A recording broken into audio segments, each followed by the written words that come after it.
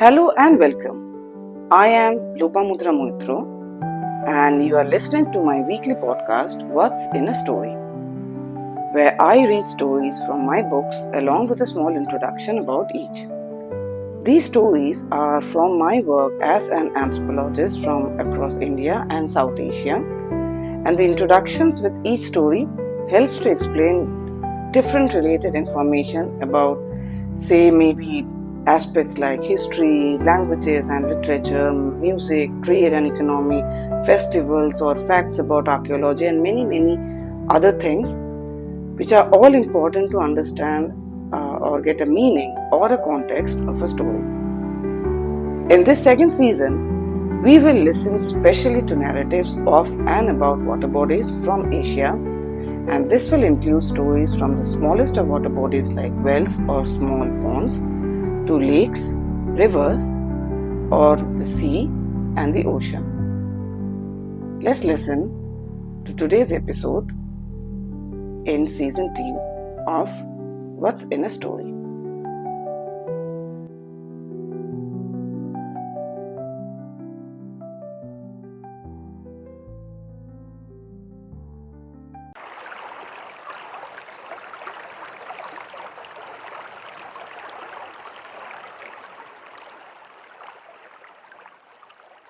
About today's story. The title of today's story is Kamaley Kamini and the Story of Dhanuputi and Srimanto. And I read this from my book, How the World Was Born, Wondrous Indian Myths and Legends by Alpeh Book Company.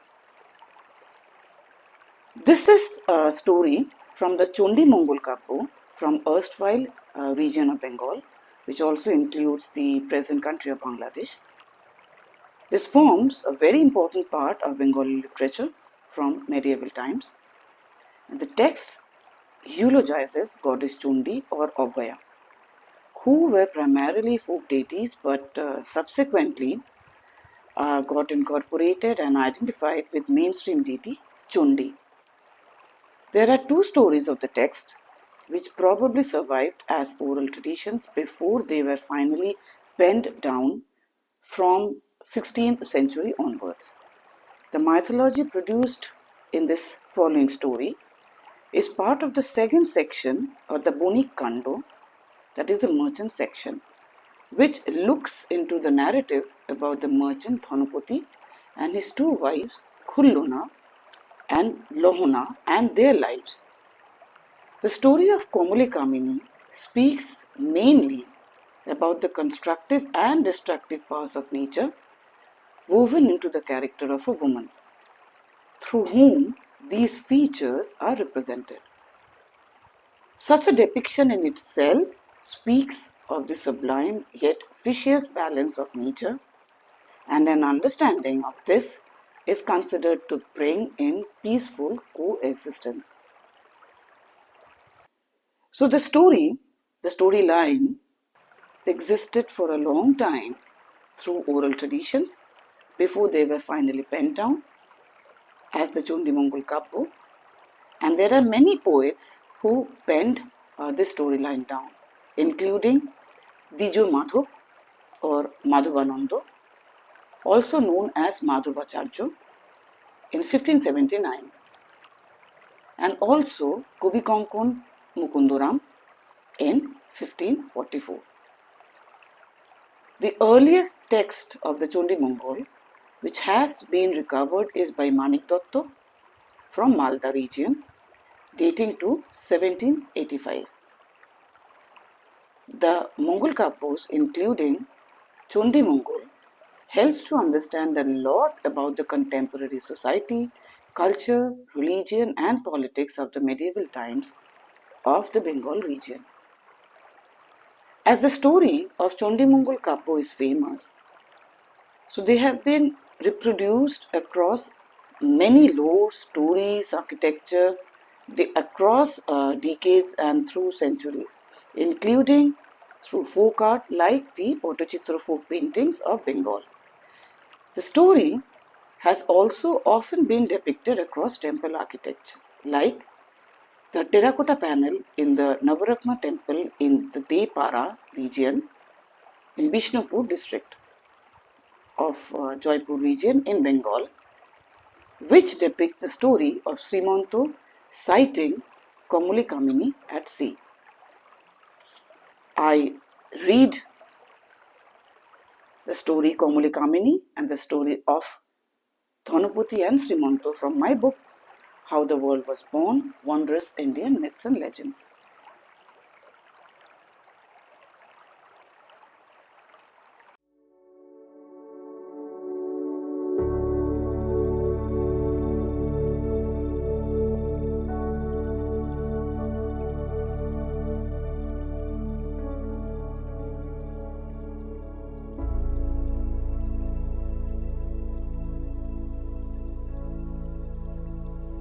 The story Kamaley Kamini and Dhanuputi and Srimanto.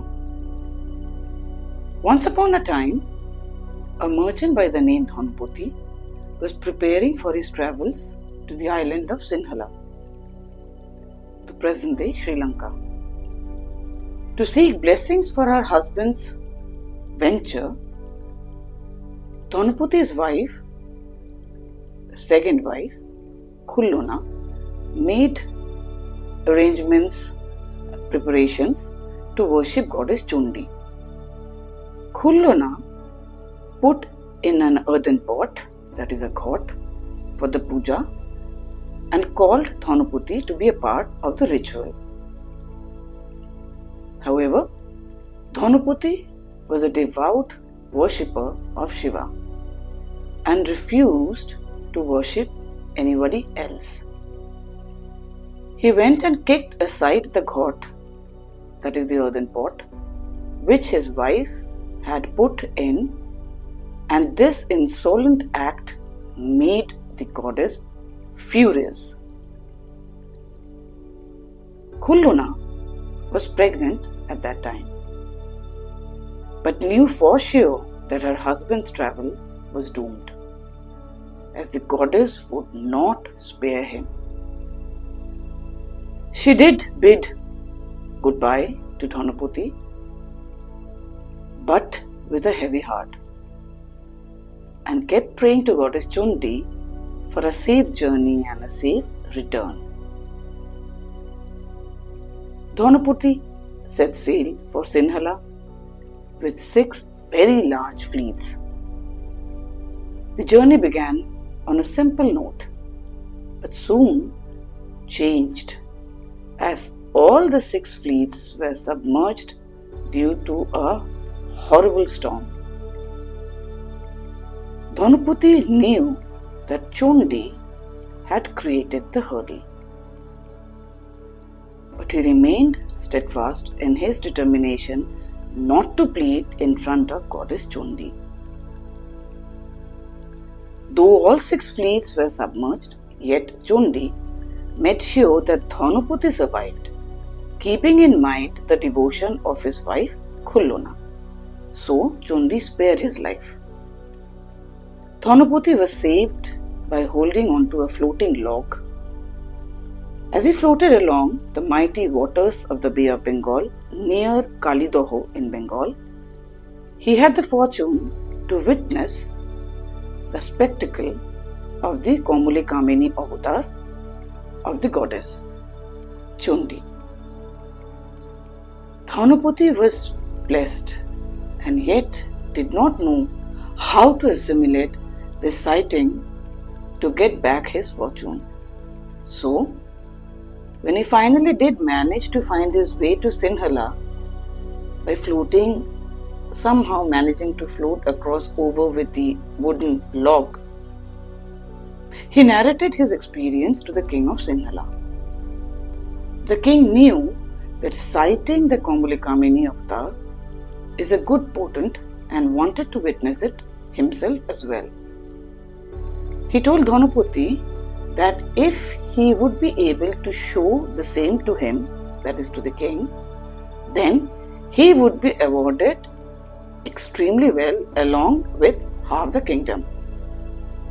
But if he failed, then he would be imprisoned for life. Dhanuputi agreed, but was unable to show the Kamaley Kamini avatar to the king of Sinhala. As Chondi made sure that they will not be able to see anything even when they reached that exact area in the sea where Dhanupati had seen Kamaley Kamini. The king grew angry and imprisoned Dhanupati immediately. As he sat serving time in prison, goddess Chundi appeared in his dreams to instruct him to start worshipping her. However, a staunch Shaivite, Dhanupati once again disagreed as before. Chundi too refrained from getting him out of his troubles, but waited for a more favorable time in the future. The good time did eventually come, but not before many years had gone by. As Dhanupati was serving time in the Sinhala prison, his wife had given birth to a bony baby boy. He was named Srimanto, and with time, he grew up to be a healthy and strong young child. He started his school in a local pathshala, a traditional school, and under the guidance of his teachers, he soon became an excellent student. One day in the pathshala, the teacher asked him about his father's name and his whereabouts. Now, this is something that Srimanto never knew anything about. So he went home and inquired about it from his mother. Khulluna was reluctant to talk about the sad episode from the past, but finally narrated everything on Srimanto's incessant requests. For Srimanto, the whole story of his father came as a shock. Though nobody knew that Dhanupati was still alive in the Sinhala prison, they all knew that Dhanupati set sail for Sinhala and never returned. Srimanto was also told the same by his mother.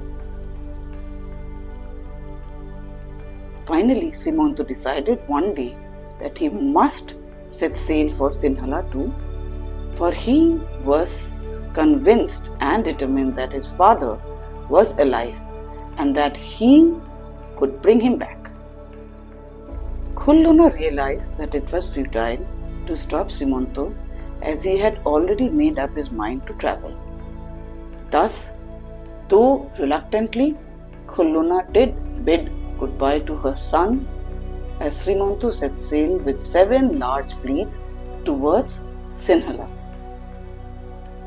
Before leaving, Khulluna reminded her son to pray to goddess Chandi in the face of grave danger, where his life would be at stake, making him understand that the goddess will always protect him and also bring him home safely. Khulluna wanted Srimanto to trust the goddess and keep her in his heart always. A diligent son, Srimanto prayed to the goddess, and the journey towards Sinhala was not hampered with any sudden storms like Dhanupati's expedition had encountered. All the 7 fleets kept moving steadily towards Sinhala across the Bay of Bengal.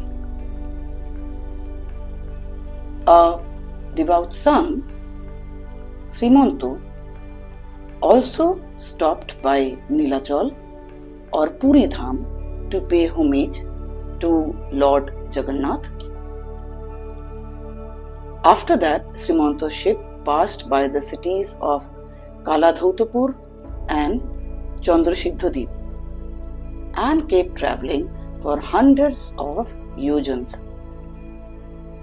Now, to note here, yojanas or jojon, as is mentioned in Bengali, is an ancient unit of distance varying between about 4 and 10 miles depending upon the locality. Coming back to the story, he travelled for hundreds of yojanas before docking at Setubandhu. There, Srimantho inquired from the locals about the distance to Sinhala and finally once again set sail. Very soon, however, Srimantho realized that his ships were totally lost at sea and they were surrounded by a mysterious mist and very dark waters all around. And it was at that moment suddenly Srimantho too saw the Kamaley Kamini avatar of goddess Chundi. It was more glorious and vivid than ever. The entire image gradually appeared out of the mist and floated over the waters.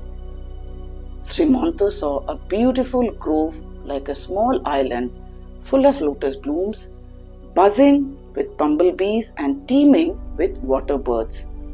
There were also various fragrant creepers of different flowers including jasmine and juthi or juhi flowers. All over the grove, the birds were flitting around and chirping melodiously, and in the middle of the grove there was a very large, fully blossomed lotus. On top of that lotus sat a very beautiful lady, whose beauty was incomparable, for it was divine and horrifying at the same time.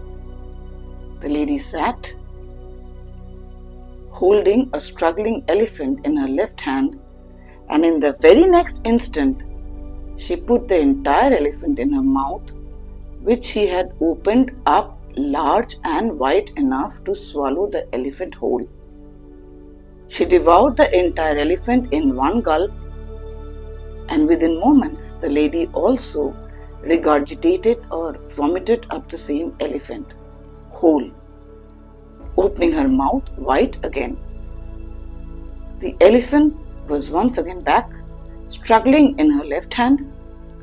This event kept happening repeatedly, yet the lady did not look grotesque.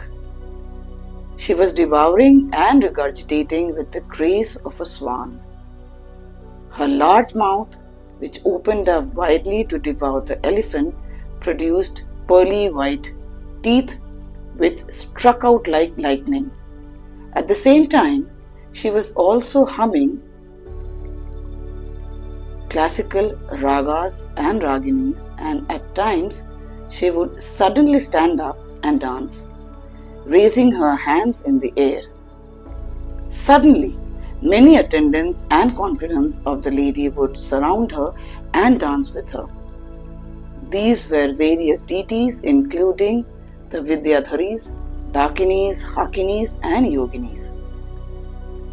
The lady was bejeweled, and to Srimantho, her beauty could only be compared to all the deities that he could think of, including Saraswati, Sachi, Rambha, Arundhati, Satyabhama or Lakshmi.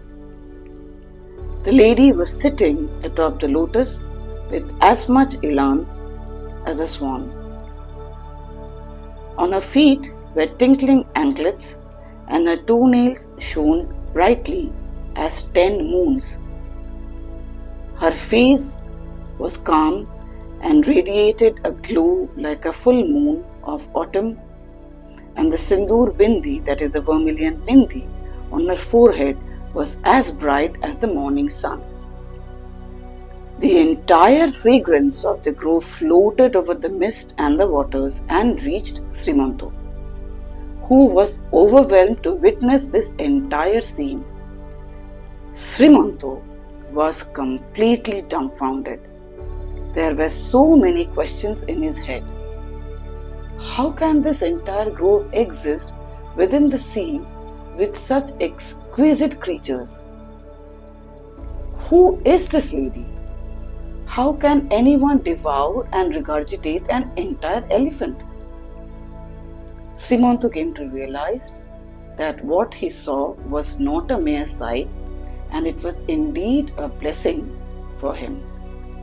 Srimanto understood that he had witnessed the Kamaley Kamini avatar of the goddess. Srimanto knelt in reverence and kept sailing. Soon, he realized that he could manage to find his way, and it was not long before he reached Sinhala. Upon reaching Sinhala, Srimanto approached the king and narrated the incident of sighting the Kamaley Kamini avatar at sea. The king once again instructed Srimanto to show him the same, just like his father Thanupati. Srimanto was also unfortunately unable to show the Kamaley Kamini avatar to the king. This time the king instructed to behead Srimanto. Now, Srimanto remembered the wise words of his mother Kulluna, and he started to pray to goddess Chundi. The deity appeared immediately to help Srimanto in the guise of an old Brahmin woman and saved him from death. The entire army of the king of Sinhala was defeated, and the king suddenly realized that he was dealing with divine forces. It was then that the king heard the story of Srimanto being Thanupati's son and how he had come all the way from Bengal to rescue his father. Suddenly the king was full of remorse and repented. He wanted to show his gratitude towards both Thanupati and Srimanto and sought their forgiveness. Finally, he arranged for the marriage of his daughter Sushila with Srimanto. Soon after that, Thanupati set sail for Bengal along with his son Srimanto and daughter-in-law Sushila. Upon their safe return, everybody became aware of the blessings of goddess Chundi, and since then they started to worship her.